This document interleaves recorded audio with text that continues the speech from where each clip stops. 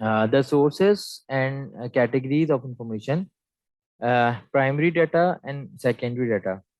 Primary data primary data का मतलब ये है कि जो फर्स्ट टाइम हम कोई भी डाटा जो कलेक्ट कर रहे हैं, जिसकी बेस पे फिर हमें इंफॉर्मेशन जनरेट करनी है, तो वो जो डाटा होता है, data is gathered sorry for specific purpose. और ये डायरेक्टली जो हम कस्टमर्स हैं या सप्लायर्स हैं या जो भी हैं डायरेक्टली लिया जाता है। इसको हम प्राइमरी डाटा कहते हैं। इसको हम फील्ड रिसर्च भी कहते हैं, सही है। और सेकेंडरी डाटा, ये वो डाटा है कि ये ओरिजिनली मतलब हम इसको नहीं ले रहे हैं।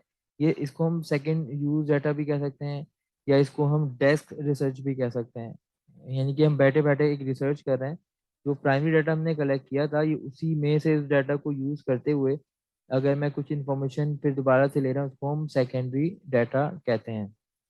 अब उसके बाद इंटरनल सोर्सेज ऑफ इंफॉर्मेशन और external sources of information. Internal sources of information जो हमारे पास मतलब किसी भी ऑर्गेनाइजेशन के अंदर से जो हमें इंफॉर्मेशन मिल जाती है, तो ये हमारे इंटरनल सोर्सेज ऑफ इंफॉर्मेशन कहलाते हैं।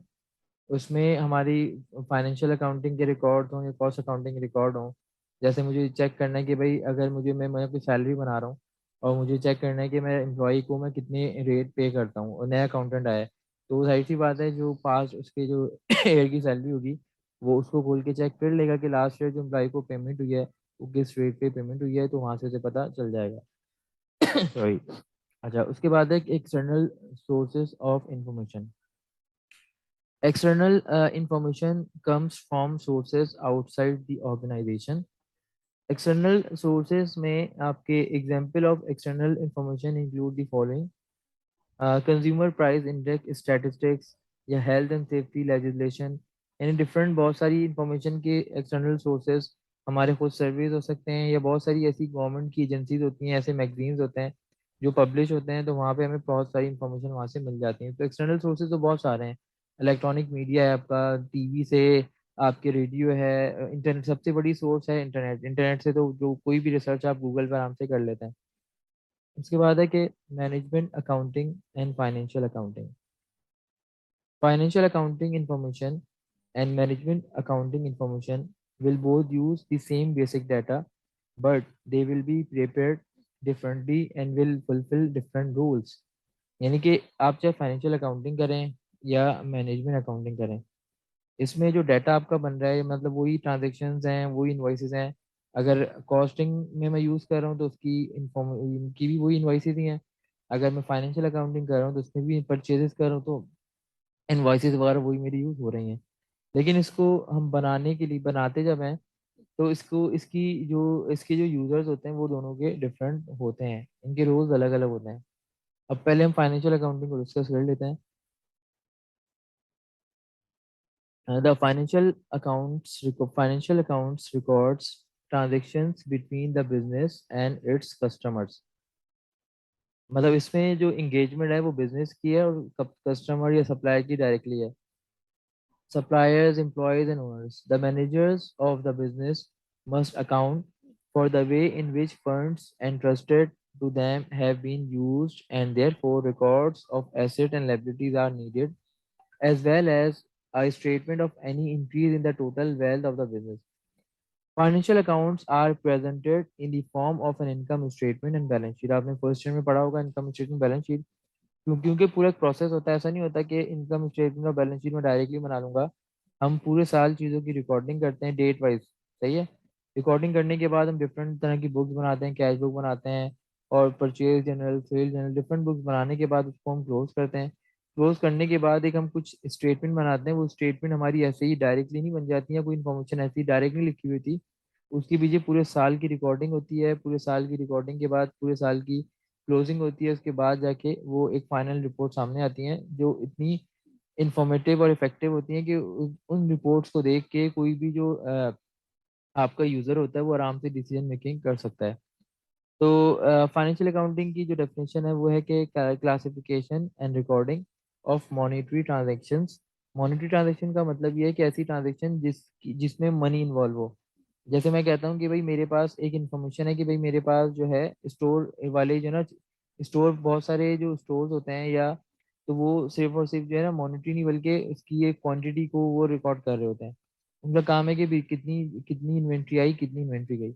तो अगर उनके पास जो भी मतलब डॉक्यूमेंट जा रहे हैं, उनके पास जब कोई उनके स्टोर में लेट सपोज कर लो अगर चेयर्स आई, 100 चेयर्स आई, तो उन्होंने वो 100 चेयर रिसीव किया, रिसीव करने के बाद जो बंदा चेयर्स लेके आया होगा उसको गुड रिसीव नोट उसको दे देंगे, एक कॉपी अपने पास रखेंगे, उसको दे देंगे। तो यानी वो सिर्फ फिजिकल मतलब जो है ना क्वांटिटी चीज़ों को रिकॉर्ड कर रहे हैं, उसकी वैल्यू को नहीं काउंट कर रहे वो। लेकिन जो फाइनेंशियल अकाउंटिंग है उसमें हम क्या कर रहे हैं, चीज़ों को मॉनिटरी तौर पर ट्रांजेक्शन को जिसमें मनी इन्वॉल्व हो रहा है उसको हम रिकॉर्ड कर रहे हैं, और उसको फिर हम क्लासीफाई कर रहे हैं, जो ट्रांजेक्शन जिस बुक की है उसको मुझे बुक में लेके जाएंगे। और फिर लास्ट में क्या करते हैं कि the presentation and interpretation, presentation ये कह रहा है इनकम स्टेटमेंट में बैलेंस शीट को, और फिर इसको इंटरप्रेट भी करते हैं। सिर्फ ये नहीं कि हम चीज़ों को बना रहे हैं, बनाने के बाद उसको इंटरप्रेट भी कर रहे हैं कि भाई ये क्या मतलब ये चीज़ों को ये क्या एक्सप्लेन कर रही है। तो ये भी सारी इसके अंदर आ जाती है फाइनेंशियल अकाउंटिंग में। अब इसके बाद आपकी आ जाती है cost accounting. Cost accounting involves applying a set of principles, methods, and techniques to determine and analyze cost within the separate units of a business। मतलब ये एक तरह से ये भी अकाउंटिंग की एक ब्रांच है, लेकिन इसमें जहाँ मैन्युफैक्चरिंग हो रही होती है तो वो मैन्युफैक्चरिंग जो चीज़ हो रही होती है तो पूरे के सिस्टम को अलग करते हैं, उसकी कॉस्टिंग को भी अलग ही रखते हैं। तो इसकी अगर डेफिनेशन आप पढ़ते हैं, the establishment of budgets, standard cost and actual cost of operations, processes, activities or products, and the analysis of variances, profitability or the social use of funds। अब मैनेजमेंट अकाउंटिंग क्या है, एक हमने पढ़ा फाइनेंशियल अकाउंटिंग जो मतलब financial transaction को record कर रही है। एक कॉस्ट अकाउंटिंग है जो कि कॉस्टिंग कर रही है। मैनेजमेंट अकाउंटिंग इससे भी बड़ी होती है। मैनेजमेंट अकाउंटिंग वो है जहाँ पे चीज़ों की डिसीजन मेकिंग हो रही है। Management accounting is a wider concept involving professional knowledge and skill in the preparation and presentation of information to all level of management in an organization। The source of such information is the financial and cost accounts। मतलब management accountant जो है वो financial accounting से भी information ले रही होती है, और कॉस्ट अकाउंटिंग से भी इंफॉर्मेशन ले रही होती है, फिर डिसीजन मेकिंग करती है। तो an integral part of management concerned with identifying, presenting, and interpreting information which is used for formulating strategy, planning, and control decision making, and optimizing the use of resources। अब है involvement with management. मतलब कौन कौन सी management कहाँ कहाँ involve हो रही है। Financial accounting, cost accounting and management accounting involve participation in management to ensure that there is effective formulation of plans. जाहिर सी बात है कि प्लान प्रॉपर बने हैं, और शॉर्ट टर्म ऑपरेशनल लेवल्स जो हैं, जो शॉर्ट टर्म ऑपरेशन मतलब कि जो हमारे डे टू डे जो हमारी हम इन्वेंट्री बना रहे हैं, मतलब हम जो चीज़ें कर रहे हैं सारे ऑपरेशन में आ जाते हैं शॉर्ट टर्म में। फिर है acquisition and use of finance and recording.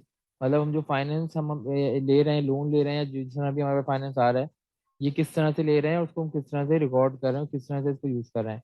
उसके बाद है communication of financial and operating information, इसको हम कम्युनिकेट किस तरह से कर रहे हैं, ये सारी इन्वॉल्वमेंट मैनेजमेंट की इसमें हमारी आ जाती है। इसके बाद है financial accounting and management information. ये इसकी एक बताया हुआ है कि आपको जैसे देखो यहाँ पे इनकम स्टेटमेंट दी हुई है, तो फाइनेंशियल अकाउंटिंग इसके अंदर आपकी आ रही होती है। ठीक है। अब है the relationship between cost and management accounts and financial accounts. सही है। Financial accounting information and cost and management accounting information come from the same sources but are presented differently। Same sources से इंफॉर्मेशन आ रही है। अब इसकी example देख लो। ये कहता है for example the cost of purchases for a week will be found in the financial accounting records from the purchase book. यानी अगर एक बुक की मुझे चेक करने की, एक बुक में एक वीक में कितनी मेरे पास परचेजेस हुई, तो परचेज डे बुक का एक वीक का मैं रिकॉर्ड चेक कर लूंगा, और परचेज अकाउंट के और सप्लायर के अकाउंट चेक कर लूंगा, इन्फॉर्मेशन मुझे पता चल जाएगी। The original information for the primary record would have come from the purchase invoices। For management information purposes, it may be more useful for the purchases of each different type of raw material। Management information में क्योंकि costing भी आ रही है, तो वहाँ पे raw material भी अलग अलग हैं। Again, the information will come from the purchase invoices, but instead of a single total for purchases, this will be broken down into each raw material। क्योंकि वहाँ पे तो एक ही इन्वेंट्री है, अगर हम उसकी बात करते हैं फाइनेंशियल अकाउंटिंग की, यहाँ पे अलग अलग हो जाएंगी। सही है। अच्छा, उसके बाद ये कहते हैं कि जो मेन डिफरेंस है फाइनेंशियल अकाउंट्स और मैनेजमेंट अकाउंट में, कि फाइनेंशियल अकाउंट क्या है कि limited companies are required by law to prepare them.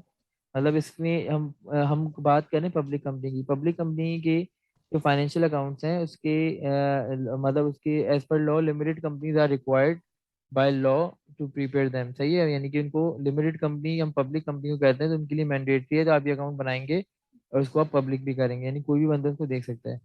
जबकि मैनेजमेंट अकाउंटेंट इंटेग्रल पार्ट होता है, इंटरनल पार्ट होता है, तो उसके रिकॉर्ड्स मैंडेटरी नहीं है, लेकिन रिकॉर्ड कोई बनाता है पर रिपोर्टिंग के लिए, मतलब बगैर रिकॉर्ड के तो चीजें हो नहीं सकती। एविडेंस मस्ट होना चाहिए लेकिन इसकी रिपोर्टिंग मैंडेटरी नहीं है। सही है। फिर है कि accordingly the cost of record keeping is necessity.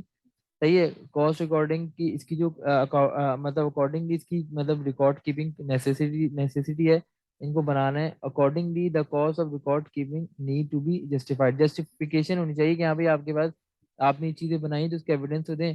लेकिन ये कि मैंडेटरी नहीं है, नहीं भी बनाएंगे तो इस पे वो नहीं लग सकता, कोई पेनल्टी नहीं लग सकती। Objective and uses are not defined by management, objective and uses can be let down by management. मतलब ये कुछ स्पेशली मैनेजमेंट, क्योंकि हम कहते हैं जो कॉस्ट अकाउंटिंग है वो इंटरनल हमारी एक तरह से रिपोर्टिंग स्टैंडर्ड है, तो हो सकते हैं हर कंपनी की हर फैक्ट्री की अलग अलग हो। लेकिन ये जो फाइनेंशियल रिपोर्टिंग एक्सटर्नल पर्पस की नहीं होती है और उसमें जो है प्रॉपर तरीके से चीज़ों को आप एक्सप्लेन करते हैं, उसमें प्रॉपर स्टैंडर्ड्स बने हुए हैं तो वही आपको फॉलो करने पड़ रहे हैं। तो जरूरी नहीं है कि मैनेजमेंट स्पेशलिस्ट को कुछ डिफाइन करे क्या करना है क्या नहीं करना, वो पता होता है आपको। मेनली एन हिस्टोरिकल रिकॉर्ड, ज़्यादातर जो फाइनेंशियल अकाउंटिंग होती है जो आपके पूरा मतलब पूरे साल में जो जो हो चुका होता है उसके बाद हम उसकी अकाउंटिंग करते हैं। तो फाइनेंशियल अकाउंटिंग जो होती है वो हिस्टोरिकल डाटा पे बनाई रही है, मतलब काम कर रही होती है। और जो मैनेजमेंट अकाउंटिंग या कॉस्ट अकाउंटिंग जो होती है वो सिर्फ आपके हिस्टोरिकल रिकॉर्ड को नहीं कंसीडर करती, उसमें फ्यूचर के रिकॉर्ड भी आ जाते हैं, क्योंकि हम बहुत सारी चीज़ें जो एस्टिमेट्स या बजट जो बना रहे होते हैं हम फ्यूचर के लिए बना रहे होते हैं, तो उसमें फ्यूचर की बहुत सारी चीज़ें आ जाती हैं।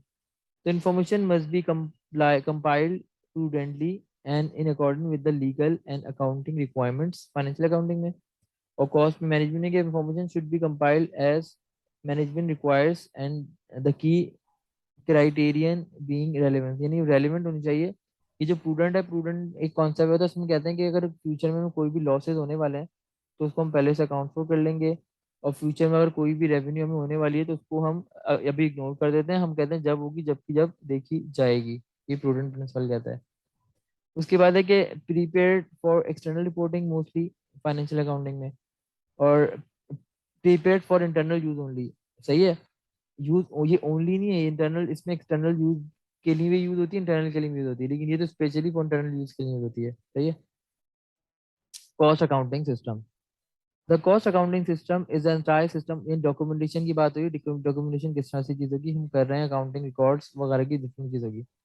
बेनिफिट क्या है कॉस्ट अकाउंटिंग के, कि डिस्क्लोज करता है प्रॉफिटेबल एंड अनप्रॉफिटेबल एक्टिविटीज को, आइडेंटिफाई करता है वेस्ट को ताकि आप उस वेस्ट को आप मिटिगेट करें या इसको इग्नोर करें।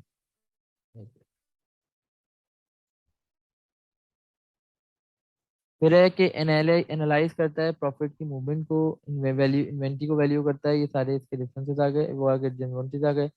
उसके बाद कहता है कि द ट्रेनी अकाउंटेबल रोल, यानी कि अगर ट्रेनी अकाउंटेबल होगा तो उसके डिफरेंट वाइज रोल होंगे कि what is the cost of a particular product या what is the profitability of a certain product सबकी नहीं, क्योंकि इसको सारा हम रूल नहीं दे सकते, सिंपल है। उसके बाद ये आ गया रिस्पॉन्सिबिलिटी सेंटर, ये भी यहाँ पे रिपीट हो रही है चीजें। रिस्पॉन्सिबिलिटी सेंटर आपने पढ़ा हुआ है कि पहले तो what is responsibility centre. A responsibility center is any part of an organization for which the performance can be measured and whose performance is the direct responsibility of a specific manager। कह रहे हैं किसी भी ऐसा part जहाँ पे responsibility को major कर रहे हैं। सही है, तो response performance sorry which performance measure हो रही है, क्योंकि परफॉर्मेंस मेजर उसकी रिस्पॉन्सिबिलिटी की बेस पे होगी। अगर वो जितना रिस्पॉन्सिबल है अपना काम आधा अच्छे कर रहा है तो उसकी इसका मतलब है रिस्पॉन्सिबिलिटी चाहिए, वरना वो रिस्पॉन्सिबल नहीं है। और वो जिस जो वहाँ का जो डिपार्टमेंट होगा उसकी रिस्पॉन्सिबिलिटी उसकी बनेगी उस डिपार्टमेंट में। अगर चीज़ें सही नहीं होंगी तो उसी की रिस्पॉन्सिबिलिटी अच्छी खराब होगी, अदरवाइज अगर चीज़ें वहाँ की अच्छी होंगी तो मतलब उसी वो अच्छी चीज़ के लिए वही रिस्पॉन्सिबल है। तो डिफरेंट रिस्पॉन्सिबिलिटी सेंटर्स जो हमने पढ़े हैं, हमने कॉस्ट सेंटर्स पढ़ा है। अब कॉस्ट सेंटर की यहाँ पे हम दोबारा से डेफिनेशन पढ़ लेते हैं कि अ cost centre is a production और सर्विस लोकेशन। देखो ये कहता है लोकेशन भी कह सकते हो उसको आप, ये कोई फंक्शन भी हो सकता है, ये कोई एक्टिविटी भी हो सकती है, कोई आइटम भी हो सकता है ऑफ इक्विपमेंट। जहाँ पे कॉस्ट डिटरमाइन हो रही है, मतलब कॉस्ट डिटर्म एक तरह जनरेट हो रही है।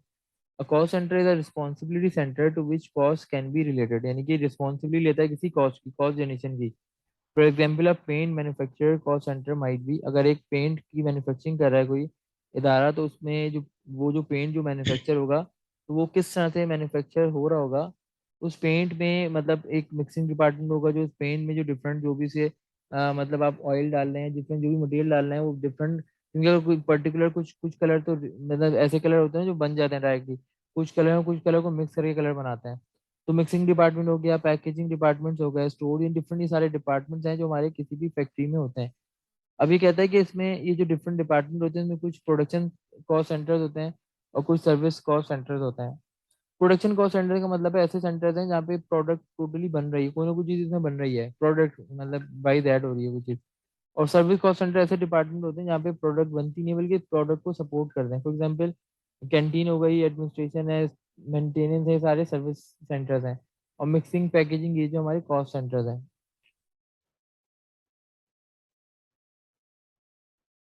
प्रॉफिट सेंटर्स, प्रॉफिट सेंटर वो सेंटर है जहाँ पे मतलब सर्विस सेंटर और कॉस्ट सेंटर्स की चीज़ें एक्यूमुलेट करके फिर ये चेक कर रहे हैं कि प्रॉफिट हो रहा है या नहीं हो रहा। तो profit centre is the production और सर्विस लोकेशन, एक ऐसी लोकेशन है जहाँ पे which cost and revenues and therefore profit can be determined. अभी एक और यहाँ पे बात कहते हैं, क्लियरली ऑल प्रॉफिट सेंटर्स, जाहिर सी बात है जितनी प्रॉफिट सेंटर होते हैं ये कह सकते हैं वो कॉस्ट सेंटर्स भी होते हैं, क्योंकि इसमें कॉस्ट भी आ रही है, रेवेन्यू भी आ रही है। लेकिन जितने भी प्रॉफिट सेंटर्स होते हैं हम उसको ये नहीं कह सकते कि ये मतलब सारे के सारे जो क्लियरली ऑल प्रॉफिट सेंटर्स तो कॉस्ट सेंटर्स हैं, लेकिन सारे कॉस्ट सेंटर प्रॉफिट सेंटर नहीं है। क्योंकि सब प्रॉफिट सेंटर्स में कॉस्ट भी है और इसमें से रेवेन्यू भी है, लेकिन जितने भी सिर्फ कॉस्ट सेंटर में कॉस्ट ही होती है। इसी तरह जितने भी रेवेन्यू सेंटर होते हैं उनमें रेवेन्यू होती है, वहाँ पे जो है कॉस्ट नहीं होती। तो लेकिन जो प्रॉफिट सेंटर्स में रेवेन्यू भी है और कॉस्ट भी है, सही है। फिर इन्वेस्टमेंट सेंटर्स बेसिकली रिस्पॉन्सिबल है कि कॉस्ट के, रेवेन्यू के और नेट एसेट्स के, यानी इन्वेस्टमेंट के, इसमें सब चीज़ें आ रही हैं, तो कोई भी चीज़ यहाँ पे हम इसको वो करवा सकते हैं। Therefore, investment center is similar to a profit center, but as well as having identifiable costs and revenues, it also has the identifiable assets and liabilities. For our paint manufacturer, this could be a group of sites or factories. For the accountancy practice, सही है, the Edinburgh office and the London office example के तौर पर बताई हुई है।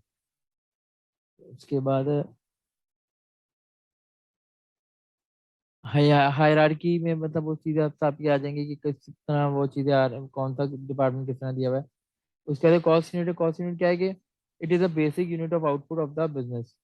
और अ paint manufacturer, अगर सपोज कर लो कि पेंट की मैन्युफैक्चरिंग कर रहा हूँ, तो उस वक्त मैं पेंट को किस बेस पे उसकी कैलकुलेशन कर रहा हूँ, लीटर ऑफ पेंट की बेस पे। मैं जितना लीटर पेंट बनाऊंगा उसमें जितनी यूनिट मेरी कॉस्ट आएगी, जिसको मैं कॉस्ट यूनिट कहता हूँ। Or for an accountancy firm, a cost unit might be an hour of work performed for a client. तो जितने ज़्यादा मैं आवर्स वर्क करूंगा तो मेरी कॉस्ट कैलकुलेट हो जाएगी, यानी जिस यूनिट की बेस पे कॉस्ट कैलकुलेट होती है इसको हम कॉस्ट यूनिट कहते हैं। The ascertainment of the cost per unit, it is important for making decision about pricing. जाहिर सी बात है कि सबसे मेन कॉस्ट पर यूनिट हमें निकालना है, क्यों जरूरी होती है, क्योंकि पर यूनिट हम कॉस्ट नहीं निकालेंगे तो हम किसी भी चीज़ की प्राइस को कोट ही नहीं कर सकते।